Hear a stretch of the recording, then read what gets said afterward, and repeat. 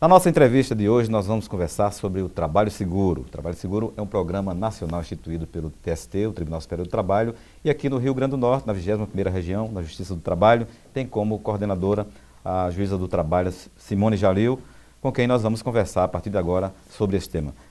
Juíza do Trabalho, Simone Jalil, é um prazer recebê-la mais uma vez aqui no Justiça do Trabalho para conversarmos acerca de assuntos tão, digamos assim, recorrentes, né, dentro da sociedade, como também de relacionamento da instituição Justiça do Trabalho com a sociedade. Inicialmente, doutora, como é que a senhora poderia historiar para a gente, até para o telespectador, a origem desse programa, né, nacionalmente instituído pelo TST, o programa Trabalho Seguro, como ele se vem dando, sendo aplicado durante esses anos todos, e principalmente neste ano agora, que já iniciou e que o Trabalho Seguro já está em pleno curso deste ano, né? Bom, agradecer o convite, é mais um prazer estar aqui falando sobre esse tema. O Trabalho Seguro foi um trabalho, né, desenvolvido pelo TST a nível nacional. Em cada regional, né, ele institui um comitê gestor, que aqui eu sou a presidente do comitê gestor, mas tem o colega juiz também, Alexandre Érico, que participa comigo. E nós implementamos medidas para prevenir os acidentes de trabalho. Como são essas medidas? Palestras, né, folders, cartilhas, nós vamos aos locais de trabalho, damos palestras, nós distribuímos cartilhas aos trabalhadores, nós colocamos mensagens nas notificações judiciais, colocamos também, estamos tentando colocar mensagens nas contas de água, de luz, para chamar a atenção do trabalhador do quão importante a saúde dele é, não só o trabalho, o acidente de trabalho típico, mas as doenças profissionais, que são aqueles acidentes que a gente fala que são silenciosos, né? A doença vai se instalando no trabalhador até que o incapacita. Então, nesse sentido, o nosso trabalho é de prevenção. Nós queremos diminuir as demandas na Justiça do Trabalho.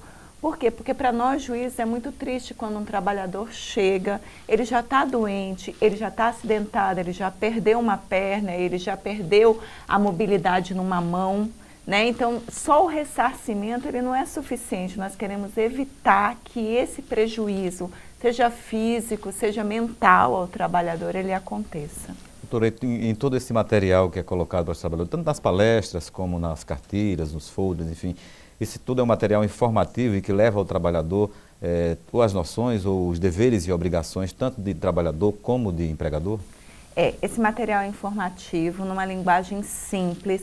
Nós aqui do Rio Grande do Norte, inclusive, criamos a nossa própria logo, que é um bonequinho, né, com todos os EPIs, ele que fala com o trabalhador. Nós temos também no átrio das varas uma mensagem que nos foi ofertada pelo SESI para que a gente divulgue isso também de uma forma bem lúdica. São desenhos, né, em forma de desenhos, então o trabalhador pode assistir e ver como é que ele pode evitar certos acidentes. Então aparece o bonequinho que está no celular, aparece o bonequinho que está com fone de ouvido numa obra, entendeu? São coisas que o trabalhador pode evitar, porque qualquer distração no trabalho, ela pode gerar um acidente. Esse acidente pode ser fatal. Em obras, por exemplo, na construção civil, que foi o nosso primeiro tema, né, do Trabalho Seguro há 2 anos, como acontecem acidentes na construção civil? É lógico que a responsabilidade de manter o meio ambiente de trabalho rígido, o meio ambiente de trabalho saudável é do empregador. Mas o empregado, ele é o principal responsável pela sua saúde, né? Você tem que defender a sua integridade física. E às vezes uma distração, por exemplo, colocar um fone de ouvido e ficar cantando no ambiente de trabalho, isso te distrai, que nem a questão do celular, né? Você está falando no celular, por que é proibido dirigir e falar o celular? Porque distrai o motorista. Então, da mesma forma, distrai o trabalhador está ali numa serra e atende um celular, já se distrai, pode cortar a mão. E não há dinheiro que traga essa mão de volta. Por maior que seja a indenização, essa mão não vai voltar. E o número de acidentes de trabalho é muito grande no país, né? Muito grande, muito grande. Nós somos hoje o quarto, nos últimos dados, que são de 2 anos, nós éramos o 4º país do mundo em acidentes do trabalho. E aí toda essa despesa, todo essa, digamos assim, esse dispêndio social vai todo para os cofres da União, né? Naturalmente já tem assoberbadamente uma despesa muito grande com saúde, com hospitais, com tudo. E hoje A Previdência está até entrando com a Advocacia da União, entrando com ações regressivas, no sentido de cobrar das empresas que elas tenham uma boa política, porque senão ela vai cobrar o ônus, né, daquele custo com o acidente de trabalho. Né? Essa iniciativa da União de entrar com ações regressivas, ela só vem nos auxiliar, porque o empregador ele tem que estar consciente de que se ele não manter esse meio de ambiente de trabalho adequado, ele não vai pagar só aquela indenização ao trabalhador por ações movidas na Justiça do Trabalho, mas ele vai pagar aos cofres da Previdência a sua responsabilidade.